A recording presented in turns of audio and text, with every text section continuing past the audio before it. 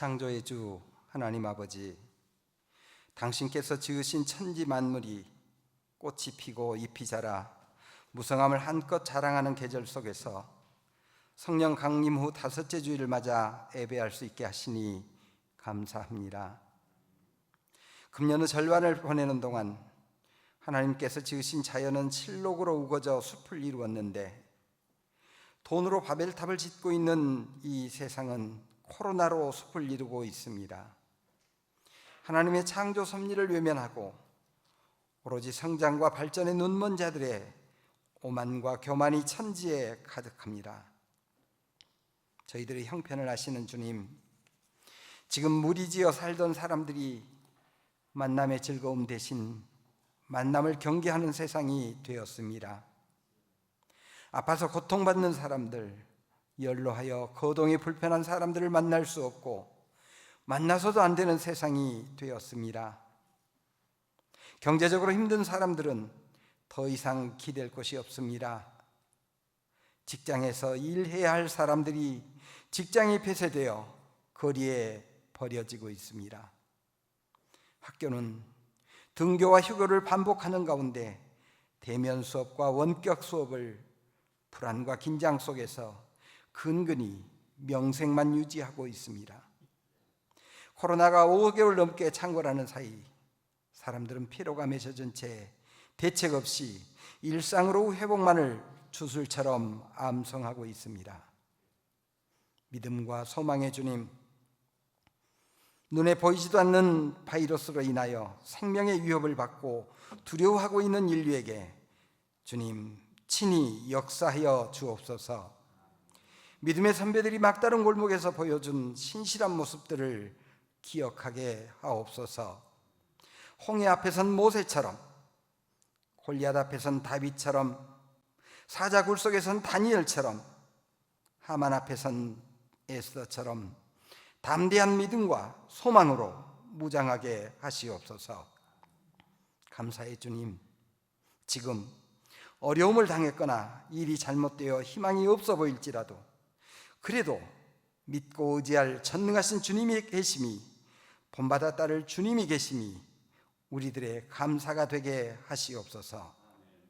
절대적인 믿음이신 주님, 모두가 할 수 없다고, 불가능하다고 말할 때에도 내게 능력 주시는 자 안에서 난 모든 걸 할 수 있다는 절대적인 믿음을 회복하게 하시옵소서. 사람들은 세상은 할 수 없지만 주님만은 할 수 있다고, 주님이기에 할 수 있다는 믿음, 난 불가능하지만 주님 한 분만이 가능하다는 절대적인 믿음을 신앙으로 고백하게 하시옵소서. 용기를 주시는 주님, 두려워 말라, 내가 너와 함께함이라. 놀라지 말라, 나는 내 하나님이 됨이라. 내가 너를 굳세게 하리라. 참으로 너를 도와주리라. 참으로 나의 의로운 오른손으로 너를 붙들리라고 용기를 주시는 주님만을 바라보며 담대한 꿈을 꾸며 희망을 품고 희망을 말하고 감사하고 찬양하며 나아가는 신앙인이 다 되게 하시옵소서. 사랑의 주님, 코로나로 힘든 어린이들과 젊은이들, 삶의 터전을 잃어버린 근로자들, 열정을 잃어버린 경영자들, 신앙의 둥지를 잃고 서성이는 교회와 신자들에게 주님의 뜻을 묻게 하시고 하나님의 사랑하심을 믿고 회복하게 하옵소서. 이스라엘 민족이 요단강을 건넌 것처럼, 베드로가 그물을 던진 것처럼 하나님의 말씀에 의지하는 믿음의 용사들이 되게 하옵소서. 오늘 사랑하는 장관철 목사님을 통하여 주시는 하나님의 약속하신 복을 받고 싶거든이라는 말씀이 영상으로 예배드리는 무진 성도님들과 코로나로 고통받고 있는 모든 분들, 그리고 의료진들과 전문가들에게 목마른 자가 마시는 생수가 되게 하시옵소서. 이 말씀이 온 누리를 밝히는 기도의 불빛이 되게 하시고 기쁨의 숲이 되게 하시며 용기와 소망의 십자가가 되게 하시옵소서. 이 예배에 참여하는 모든 분들이 주님의 생명과 평화를 맛보게 하시옵소서. 이 예배의 순서를 주님께 맡기오며 코로나를 통해 죄 많은 인생들이 생명을 사랑하는 하나님을 발견하도록 십자가에 피 흘려 돌아가시고 부활하신 예수 그리스도의 이름으로 기도드리옵나이다. 아멘. 말씀입니다. 구약 성경 잠언 8장 32절입니다. 구약 성경 919쪽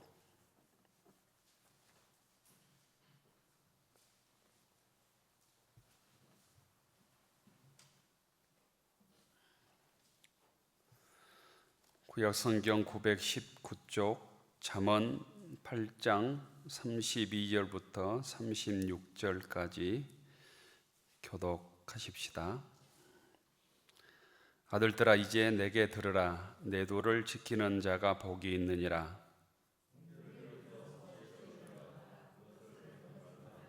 누구든지 내게 들으며 날마다 내 문 곁에서 기다리며 문설주 옆에서 기다리는 자는 복이 있나니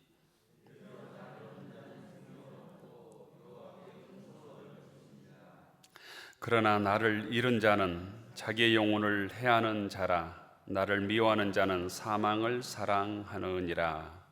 아멘. 신약성경 베드로전서 3장 8절부터 12절 말씀입니다. 신약성경 379쪽입니다.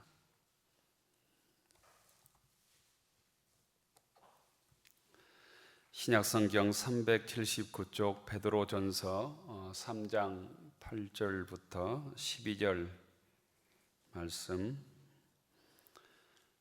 교독하겠습니다. 마지막으로 말하노니 너희가 다 마음을 같이하여 동정하며 형제를 사랑하며 불쌍히 여기며 겸손하며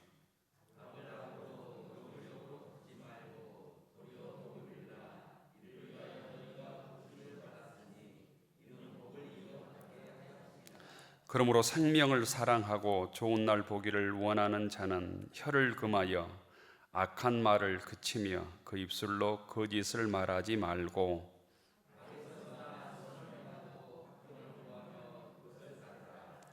주의 눈은 의인을 향하시고 그의 귀는 의인의 간구에 기울이시되 주의 얼굴은 악행하는 자들을 대하시느니라.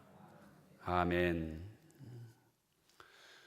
주일절에 나오신 모든 교우들 또 가정에서 영상으로 예배 참여하는 모든 교우들에게 주님의 은혜와 축복이 함께하길 기원합니다. 교회 나오실 교우들 서로 인사하시죠. 반갑습니다. 주님의 평화를 빕니다. 표와 함께 하십시다. 경건에 이르도록 내 자신을 연단하라. 경건에 이르도록 내 자신을 연단하라. 이 지역의 코로나 확산으로 인해서 우리 교회는 이번 주와 다음 주일을 공적으로는 예배당에서 예배드리지 않고 영상으로 예배드리기로 했습니다. 소수 사람들 또 그래서 우리 당회원들과 또 남녀 신도 임원들 교회에 나오면 함께 라이브 예배드리는데 도움이 되겠다고 부탁을 드렸습니다. 예배 참여하신 교우들께 감사드리고 또 가정에서 영상 예배에 참여하는 교우들께도 감사를 드립니다. 지난 주간 갈개교회에서 가져온 감자 교우들에게 이렇게 판매했는데요. 비싼 가격에 기쁨으로 구입해 주신 교우들께도 감사를 드립니다. 한 70만 원 정도 모아졌다고 보고를 받았습니다. 그래서 갈교육에 보낸 것 같고요. 갈교육의 목사님께서 우리 교우들께 꼭 감사의 말씀 전해달라고 하는 전화가 있었습니다. 기쁨으로 구입해 주신 감자 구입해 주신 교우들께 감사의 말씀을 전합니다. 주중에 요리를 해 드셨거나 쪄 드셨어요? 맛이 있었어요? 맛은 있죠. 가격은 비싸지만 이런 마음들이 우리 갈개교회 강교원 목사님과 교우들에게 전해졌을 거라고 믿습니다. 함께 마음을 모아주신 교우들께 감사를 드립니다. 예수님의 수제자로 일컬어지는 베드로 사도가 아주 늙었을 때 노년에 오늘 성경 말씀을 기록하고 있습니다. 이 말씀이 베드로서입니다. 이 편지를 받아 읽어야 될 사람들, 즉 수신인들은 초대교회에서 극심한 기독교 박해 상황에 있었던 기독교인들입니다. 우리가 이 질병의 창궐로 자유롭게 활동하지 못하고 교회에 나오지도 못하고 사람도 만나지 못하고 가정에서 힘들어하는 우리 교우들에게 영상 예배로 드리는 것처럼 베드로 사도는 노년에 극심한 박해 상황에 있는 초대교회 교인들에게 이 편지를 쓰고 있다라는 거예요. 이 세상에서 불같은 고난과 시련을 견뎌내기 위해서 각 지역에 흩어지고 각 나라로 흩어져서 겨우겨우 목숨을 부지하고 말씀을 붙들고 사는 기독교인들에게 위로와 소망을 주시기 위해서 오늘 베드로 전서를 기록하고 있습니다. 베드로 사도는 박해와 핍박 속에 사는 기독교인들이 어떻게 신앙생활을 해야 되는지를 알려주고 있습니다. 또한 어떻게 신앙생활을 해야 하나님의 약속하신 복을 그치지 않고 이어받는 신앙의 전수자가 될 수 있는지, 복의 전수자가 될 수 있는지, 복의 통로가 될 수 있는지를 오늘 말씀을 통해서 알려주고 있습니다. 우리 지역에도 이 질병 때문에 걱정이 많지만 염려와 걱정이 많을수록 신앙의 기준을 분명하게 해서 세상의 공포, 질병의 공포를 이기고 믿음으로 승리하는 무진교회 교우들이 되기를 바랍니다. 그렇다면 예수 믿는 기독교인들에게 극심한 박해 중에 있는 초대교인들에게 사도 베드로가 전했던 구체적인 신앙생활의 권면은 구체적으로 무엇이겠습니까? 8절을 보시면 이렇게 되어 있습니다. 마지막으로 말하노니 너희가 다 마음을 같이하여 동정하며 형제를 사랑하며 불쌍히 여기며 겸손하며. 박해 중에 있는 기독교인들에게 사도 베드로가 했던 첫 번째 신앙인의 조건은 마음을 같이 하라고 권면하고 있습니다. 함께 따라서 해봅시다. 마음을 같이 하라. 마음을 같이 하라. 마음을 같이하여, 이 본문을 NIV 영어 성경에서는 서로 하모니를 이루며 살라, 조화를 이루라, 이런 말로 번역이 되어 있습니다. 공동체 안에서 가장 중요한 것, 예수 믿는 신앙 공동체 안에서 가장 중요한 것은 마음을 같이 하는 것이라는 거예요. 마음을 같이 하는 것, 서로 하모니를 이루며 조화를 이루는 것이 가장 중요하다라는 거예요. 왜 이렇게 중요하다고 말씀했겠습니까? 반대로 생각하면 마음을 함께하는 것이 그만큼 어렵다, 힘들다라는 것을 뜻하고 있는, 반증하고 있는 말이기도 합니다. 하모니를 이루고 조화를 이루며 살기가 어렵다는 거예요. 어렸을 때부터 함께 지내온 친구들도 마음이 상해서 헤어지는 경우가 참 많지요.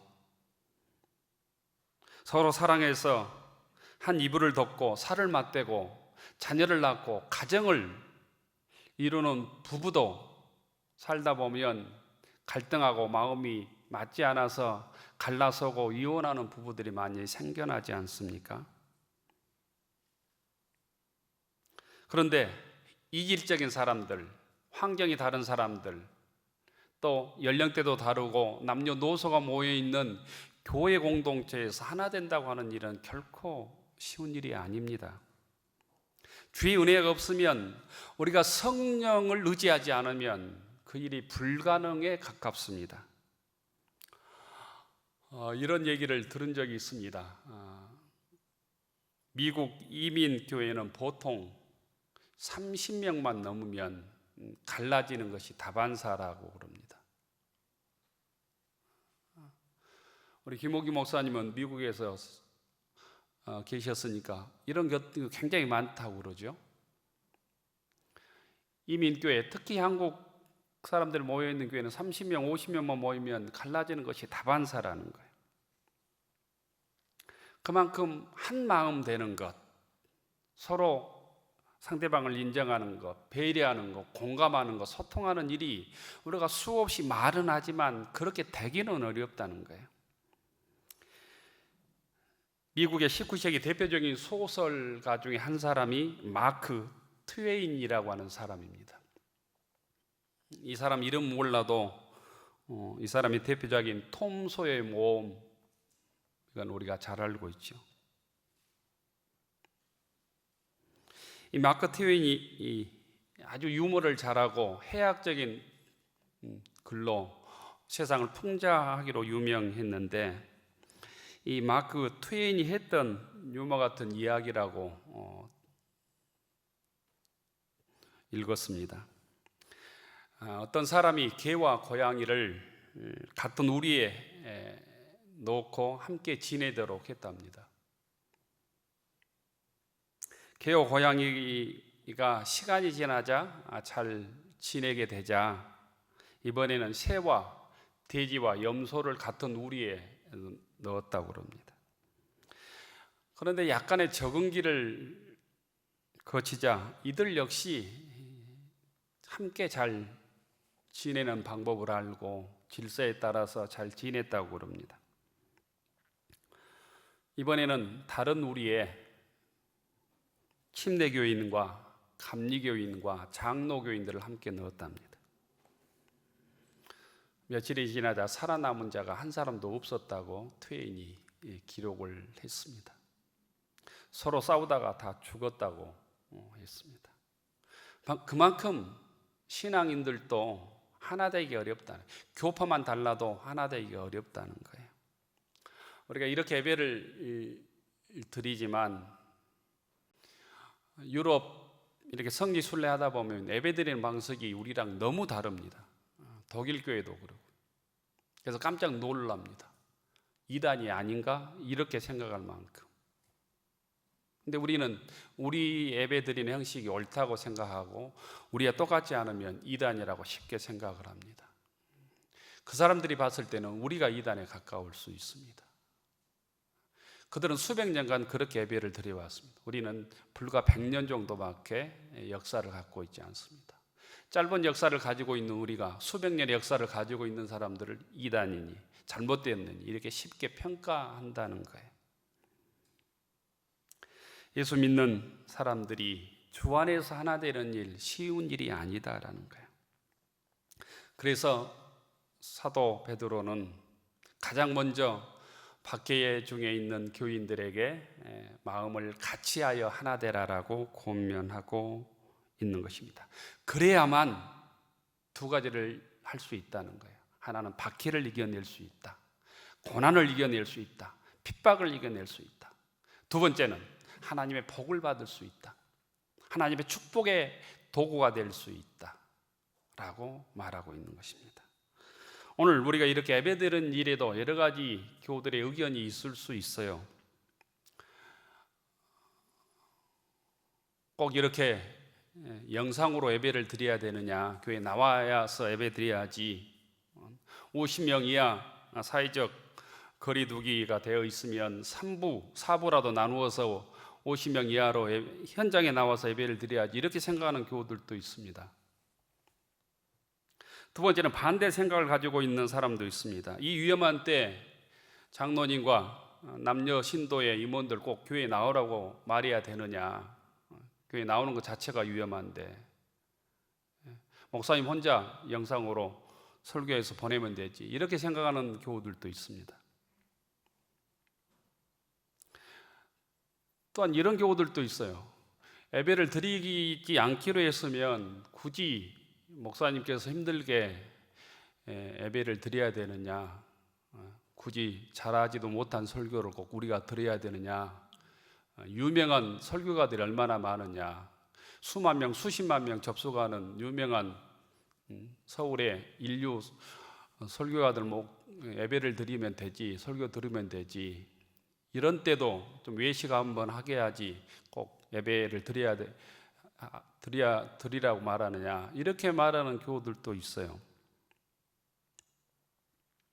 한 가지 일의 생각은 다양할 수 있다는 것입니다. 그러면 어떻게 해야 할까? 어떻게 하면 마음을 같이하여 조화를 이룰 수 있을까? 주의 뜻을 이룰 수 있을까? 그리하여 어려움을 이겨내고 하나님의 복을 이어가는 사람이 될 수 있을까? 첫째는 방법은 다르더라도 본질에서 하나가 되어야 합니다. 방법은 다르더라도 본질에서 하나가 되어야 된다는 거예요. 곧 예를 들면 기본적인 신앙 고백에서 하나가 되어야 된다는 것입니다. 그래서 우리는 예배 드릴 때마다 사도신조를 함께 고백하는 거예요. 암송하는 거예요. 우리의 신앙 고백이 하나 되지 못하면 우리는 마음을 같이 할 수 없습니다. 예수님을 우리의 구주로 고백하지 못하면 함께 주의 일을 할 수가 없다는 거예요. 성경에서 하나가 되라는 말은 사소한 사안들에 대해서 하나가 되라는 말이 아니라 본질적인 면에서 하나가 되라는 의미입니다. 방법에 대해서 서로 다를 수 있습니다. 성경에서 그런 것들이 자주 나옵니다. 초대교회 성도들이 성령 충만을 받고 열심히 구제하다가 헬라파 사람들과 히브리파 사람들이 서로 갈등하는 일이 생기잖아요. 그래서 사도들이 회의를 통해서 구제하는 일은 성령 충만하고 지혜로운 7 집사를 세워서 구제하는 일을 하게 하고, 사도들은 기도하고 말씀 전하는 일을 전담하게 되죠. 그래서 그 갈등의 문제를 해결합니다. 또한 시간이 흐르면서 복음을 전하는 일에도 갈등이 생겼습니다. 유대인을 향한 사역과 이방인을 향한 사역 사이에 갈등이 생겨서 그때 베드로는 유대인들에게 복음을 전하고 바나바와 바울은 이방인들에게 복음을 전하는 것으로 문제를 해결합니다. 본질은 같고 추구하는 목표가 같다면 사역의 방법이 달라도 그건 서로 관용하고 서로 인정하고 서로 의견을 나눔으로 해결할 수 있다는 것입니다. 그런 부분에서 예수 안에서 신앙의 본질이 하나가 되는 일이 중요하다는 것입니다. 같은 신앙 고백, 우리로 얘기하면 사도신경이나 장로의 신앙 고백서에 근거한 우리의 신앙이 같아야 된다는 것입니다. 장로의 신앙 고백서의 어떤 기초가 되는 것이 웨스터민스터의 신앙 고백서입니다. 이게 곧 우리 장로의 신앙 고백을 담고 있는 문서입니다. 한국 장로교에서는 사도신조, 또 그 위에 처음 신앙 고백서라고 말할 수 있는 니케아 신경과 더불어서 개신교회, 우리 장로교의 가장 신앙 고백서로 서로 인정하는 것이 웨스터민스터 신앙 고백서입니다. 1643년 영국 의회가, 그때 국왕이 찰스 1세였는데 1900년대 혁명 중에 영국 교회가 공통으로 다룰 수 있는 전례, 교리, 권징 등의 기준을 수립할 필요를 느끼고 회의를 소집합니다. 성공의 교회인 웨스터민스터 대성당에서 이 회의를 소집하고 5년 동안 전문 신학자들이 연구하게 합니다. 그래서 발표한 신앙 고백서가 웨스터민스터 신앙 고백서입니다. 이 회의의 결과로 신앙 고백서뿐만 아니라 대요리 문답과 소요리 문답이 작성됩니다. 그리고 영국 의회에서 공포가 됩니다. 이 문서들을 미국으로 건너간 청교조들에 의해서 미국 장로교회 교리의 표준이 되고 한국의 장로교 선교사들이 가지고 들어와서 한국 장로교의 표준이 됩니다. 매주 별지로 나눠드린 무진 오이코스의 그 장로교회 신앙 고백서라고 할 수 있는 웨스트민스터의 소요리 문답, 작은 신앙의 요점서라는 뜻이에요. 그것들을 매주 싣고 있습니다. 몇 사람이나 보고 있는지 모르겠지만 그게 곧 웨스트 신앙 고백서의 신앙의 요점을 정리하는 작은 요점 정리라는 뜻의 곧 문서입니다. 신앙에서 곧 신앙 고백에서 하나가 되어야 된다는 거예요. 신앙의 본질에서 하나가 되어야 된다는 것이. 성경을 하나님의 말씀으로 고백하고 예수를 나의 구주로 고백하는 부분에서 하나가 되어야 된다는 거예요. 둘째는 하나님 앞에서는 동일한 백성으로 주님 앞에 나와야 합니다. 우리를 베드로서에서는 왕같은 제사장이고 거룩한 나라고 그의 소유된 백성이라고 우리에게 말씀했습니다.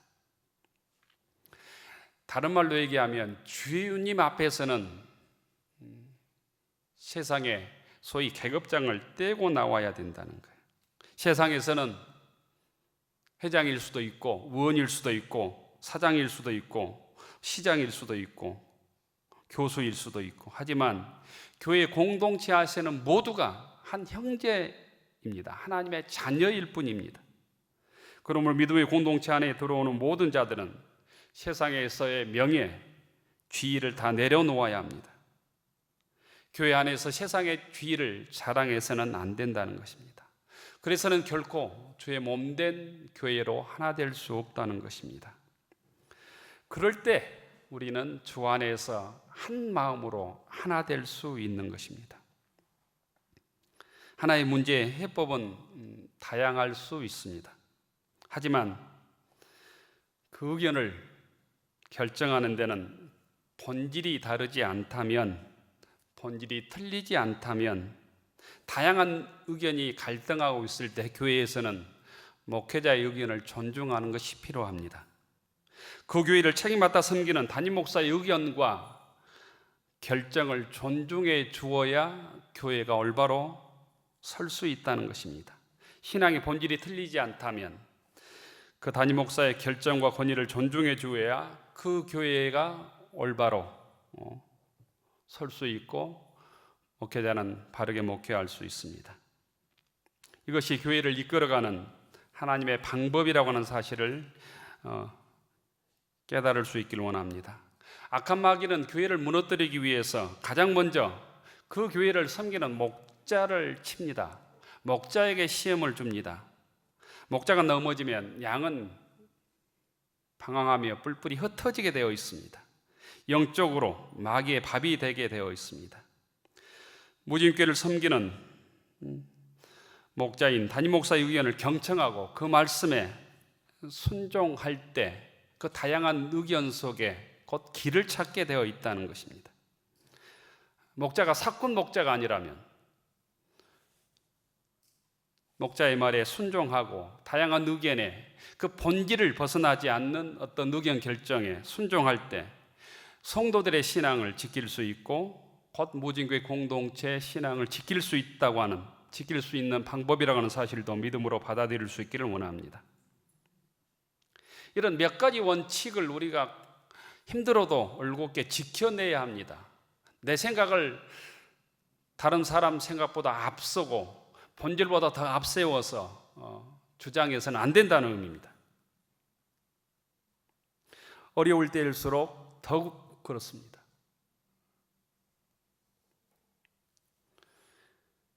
두 번째, 어려운 상황 속에서 베드로 사도는 우리들에게 서로를 동정하라고 얘기합니다. 8절에 보면 마지막으로 말하면 너희가 마음을 같이하여 동정하며 형제를 사랑하며 불쌍히 여기며 겸손하며 동정하라. 믿음의 공동체 안에 있는 모든 성도들 향한 두 번째 베드로 사도의 권면이 동정입니다. 동정은 다른 사람과 함께 그 감정을 공유하는 것입니다. 다른 사람의 사정을 알아주는 것입니다. 그 사람에게 공감하고 아픔을 함께 하는 것입니다. 예전에 성경에는 동정이라는 말로 번역을 하지 않고 차율하며 이렇게 번역을 했습니다. 이 단어가 훨씬 더 정확한 더 뜻깊은 단어라고 생각을 하는데 요즘 젊은 사람들이 체휼이라고 하는 단어를 잘 모르니까 동정이라는 말로 번역을 했습니다. 체휼이라고 하는 단어는 함께 동참하며 고통을 함께 받는다라는 뜻이 있어요. 마음을 같이 느낀다라는 것입니다. 함께 아파하고 함께 고통스러워한다라는 뜻입니다. 헬라어로는 숨파테스라는 단어입니다. 숨파테스. 이 숨파테스라는 말에서 동정이라는 영어 단어가 파생을 했습니다. 체휼이라는 동정이라는 영어 단어가 파생했습니다. 동정하다, 공감하다, 측은히 여기다라는 영어 단어가 심퍼타이스입니다. 동정, 공감, 위로, 애도, 연민이라는 단어가 심퍼티라는 단어입니다. 이 단어가 이 숨파테스, 이 체휼, 동정이라는 헬라 원어에서 파생한 단어입니다. 신앙생활이라는 아주 간단하게 얘기해서 마음을 함께 느껴주는 것이다. 주님의 마음을 내가 소유하는 것이 곧 믿음이다라는 거예요. 교회 공동체란 서로 사랑하는 일은 상대방의 마음을 내가 함께하는 것, 상대방의 아픔에 나와 함께하는 것, 상대방의 어려움에 내가 함께하는 것이다라는 거예요. 서로 주님의 마음으로 불쌍히 여기는 것, 서로 주 안에서 공감하는 것이 곧 동정하는 일이고 채우라는 일이고 마지막 시대에 박해 시대의 어려움을 이겨내는 길이라고 하는 사실도 깨닫고 믿을 수 있기를 주의 이름으로 축원합니다. 대표적인 우리를 동정해 주시고 우리를 불쌍히 여겨 주신 분이 우리의 구주 되신 예수님입니다. 히브리서 4장 15절에 보면 이렇게 되어 있습니다. 우리에게 있는 대제사장은 우리의 연약함을 동정하지 아니하는 자가 아니요, 예전에는 체휼하지 아니하는 자가 아니요. 주님께서는 하늘의 영광을 버리시고 이 땅에 오셔서 우리가 겪는, 인간이 겪는 모든 고통, 아픔, 어려움들을 다 경험하셨습니다. 슬픔도 경험하셨습니다. 목마름도 경험하셨습니다. 배고픔도 경험하셨습니다. 배신도 경험하시고 심지어는 죽음까지 경험하셨습니다. 그래서 누구보다 우리의 사정을 잘 아신다는 거예요. 우리의 고통을, 우리의 힘들어하는 모습을 잘 아신다는 거예요. 외로움이 무엇인지, 배신이 무엇인지, 가난의 고통이 무엇인지 주님께서는 너무도 잘 아셔서 우리를 동정하신다. 왜냐하면 주님께서 다 경험하셨기 때문이다라는 거예요. 이 어려운 때 서로 동정하고 체휼하는 믿음의 교우들이 되기를 축원합니다. 셋째는 형제를 사랑하라고 그랬습니다. 두말할 필요가 없습니다. 넷째는 불쌍히 여기라고 그랬습니다. 불쌍히 여기라는 단어는 스플랑크라고 하는 헬라어 단어를 쓰고 있는데 원래는 내장을 가리키고 있는, 내장, 단장이 끊어진다는 말이 있죠. 단장이 끊어진다. 내장이 갈기갈기 조각 나는 것을 단장이 끊어진다는 뜻이죠. 그 뜻입니다. 내장을 가리키는 말이에요. 불쌍히 여기는 감정이란 단지 머리가 아니라 내장, 마음 속에서 우러나는 감정이 있을 때 상대방을 불쌍히 여긴다는 뜻이라는 거예요. 신앙은 이성을 넘어섭니다. 우리의 감정도 넘어서지만 이성도 넘어섭니다. 주님의 사랑으로 상대방을 불쌍히 여기는 마음, 주님께서 그 마음으로 우리를 불쌍히 여기셔서 우리가 구원을 받은 거예요. 하나님의 자녀가 되는 것입니다. 세상에서 어떤 것으로도 우리를 구원할 수 없는 그 구원의 은혜를 베풀어 주신 것입니다.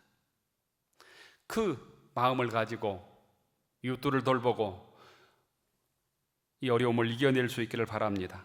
마지막으로는 겸손하라고 있습니다. 남을 더 낮게 여기라라는 거예요. 믿음의 공동체 안에서 주 안에서 하나 되려면 이런 겸손이 우리에게 있어야 합니다.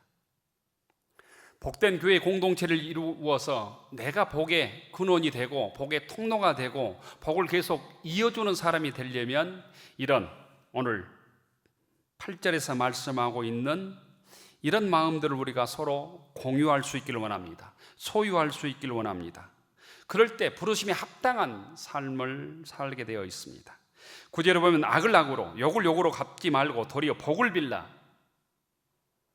이를 위하여 너희가 부르심을 받았으니 이는 복을 이어가게 하려 하심이라. 우리 인간적인 생각으로 불가능한 얘기 아닙니까?